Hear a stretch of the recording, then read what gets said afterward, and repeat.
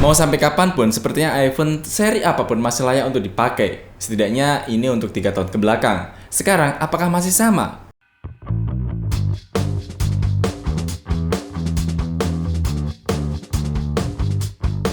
Bahkan dulu sempat terjadi keriuhan antara pengguna iPhone dengan pengguna Android. Pengguna Android menghina pengguna iPhone. Kemana-mana kok bawa powerbank? Si pengguna iPhone bahkan hanya sekadar iPhone 6 pun sudah merasa jumawa. Pertengkaran ini pun tanpa sadar malah semakin menguatkan satu sama lain.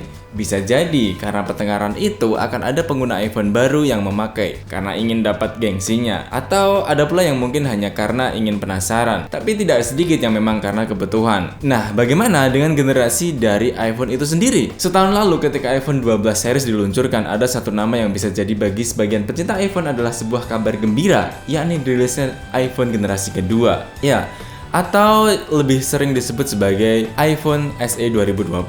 Seperti pada generasi sebelumnya yang mengusung jeruan iPhone 6, kali ini iPhone SE ini seperti memindahkan jeruan iPhone 8 ke dalam serial SE 2020. Nah, pertanyaannya, apakah SE 2020 ini masih patut untuk dibeli? Bagaimana jika dibandingkan dengan serial iPhone lainnya? Kabar baiknya adalah iPhone SE ini sekarang sudah turun harga, Pak. Dari seluruh varian yang ada, seluruhnya turun 1 jutaan. Dari yang 7,5 jutaan menjadi 6,5 jutaan saja. Itu untuk varian 64 GB. Mungkin ada yang membantah, wah harga segitu mending beli iPhone 8 misalnya. Bahkan kalau kita bicara harga beli second dari iPhone SE 2020 ini masih cenderung tinggi. Di beberapa marketplace yang saya cek, ada banyak yang menawarkan di kisaran 4 hingga 5 juta di varian 64 GB.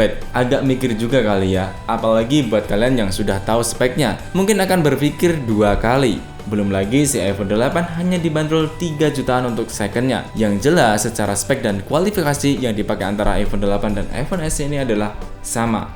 Dilihat dari desain, si iPhone SE 2020 ini memang jelas sangat premium. Dengan desain kaca yang lekukannya istimewa, tahan air dan debu hingga ke dalam 1 meter selama 30 menit. Kameranya 12 megapiksel untuk kamera belakang. Kamera depannya 7 megapiksel. Yang tentu kalian tahu bahwa hasil kamera dari iPhone itu hampir selalu lebih baik dibanding dengan Android di harga yang sama. Sudah mendukung pengisian cepat dan semua ini didukung dengan chip A13 Bionic. Oke, mungkin 2 alasan di atas itu kurang membantu untuk menentukan jawaban apakah si iPhone SE 2020 ini masih layak untuk sekarang, tahun 2021. Layak atau tidak? Oke, saya berikan beberapa alasan lagi yang bisa disebut sebagai kekurangan.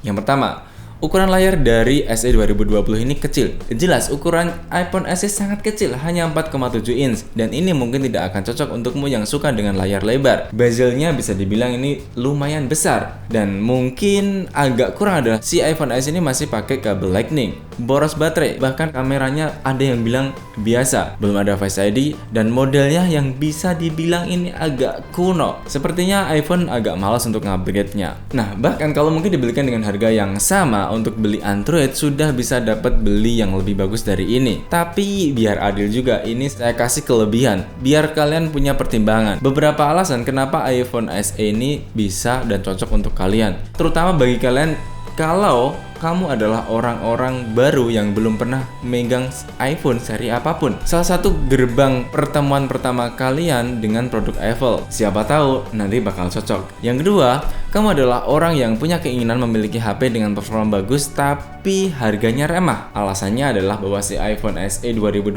ini setara dengan spek untuk HP flagship lainnya dengan chipset Bionic A13 dan dengan balutan RAM 3 dan internal mulai dari 64 GB. Tentu kalian bisa nge-explore pengalaman jauh lebih dalam lagi menggunakan iPhone SE 2020 ini. Yang ketiga, kamu adalah orang yang suka pakai HP pintar dengan satu tangan saja. Bayangkan, dengan ukuran 6,47 inch, iPhone SE ini secara dimensi hanya berukuran tidak lebih dari 14 cm dan lebarnya kurang dari 7 cm. Sangat kecil sekali, apalagi beratnya hanya 148 gram. Yang keempat adalah, kamu adalah orang yang sangat simpel. Apalagi kalau bukan karena bentuk, ukuran, dan kecerdasan yang dimiliki oleh iPhone SE 2020 ini. Ukuran HP ini seperti yang teman-teman lihat, kecil dan compact. Ini jelas cocok untuk kamu yang tipikalnya begini. Yang terakhir, iPhone SE 2020 ini sangat cocok untuk kamu kalau kamu adalah seorang konten kreator yang mengandalkan pekerjaanmu di HP. Nggak lain dan nggak bukan adalah iPhone SE ini memberikan perekaman video hingga kualitas 4K pada kualitas hingga 60 fps. atau bisa ke kualitas SD di 30 atau 60 fps. Kelebihan dan kekurangan ini tidak bisa saya jadikan keputusan untuk menjawab atau menentukan apakah iPhone SE 2020 ini layak dipakai di tahun sekarang. Jawaban saya tetap satu, tergantung. Balik lagi ke pribadi kita masing-masing, Mbak. Ente orangnya yang kayak gimana? Mau yang simple atau yang gimana? Oh ya, satu lagi tambahan. Semua kelebihan dan kekurangan itu tidak akan ada pengaruhnya kalau kamu tidak peduli dengan keuangan. Karena bisa jadi beberapa pertimbangan ini muncul karena asas ekonomi. Dan ada saja yang membeli sesuatu itu bukan karena asas itu saja kan. Nggak perlu alasan apapun kalau mau beli ya beli saja. Karena kita mampu barangkali. Mau pakai apapun jenis HP kalian, saya respect, Pak. Itu HP kalian. Karena setiap orang kan punya alasan untuk menggunakan atau melepaskan sesuatu. Saya Tori Nugroho Bijaksana. See ya. Jadi kesimpulannya gimana? Ya terserah. Kalau misalkan suka dengan iPhone SE silahkan dipakai. Kalau enggak ya udah tinggalkan aja pakai iPhone 8 atau serial yang lainnya.